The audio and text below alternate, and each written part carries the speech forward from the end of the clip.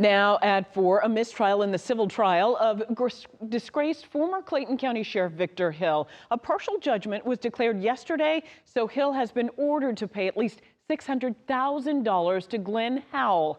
Howell filed a lawsuit claiming Hill was responsible for him being strapped to a chair for hours in 2020 while he was at the jail. Atlanta News First Tracy A. McPeer was inside the courtroom. Tracy joins us live from the federal courthouse downtown to tell us what all happened. Tracy?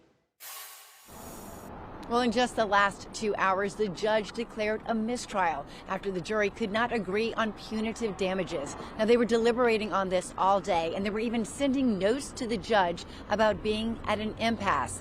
Now, back in 2022, Hill was found guilty of violating inmates' civil rights and was sentenced to 18 months in federal prison, followed by 6 years of supervised release. Now, the indictment alleged that Hill ordered his employees to strap detainees into restraint chairs and keep them there for hours. One of those detainees was Glenn Howell, who filed this civil lawsuit against Hill, claiming the former sheriff used excessive force on him in violation of the 14th Amendment. Today, the jury could not come to an agreement on the amount of punitive damages Hill should be forced to pay. Now, Hill will still have to pay the $600,000 in compensatory damages that the jury did agree on yesterday, but there will now be another trial focused on the punitive damages.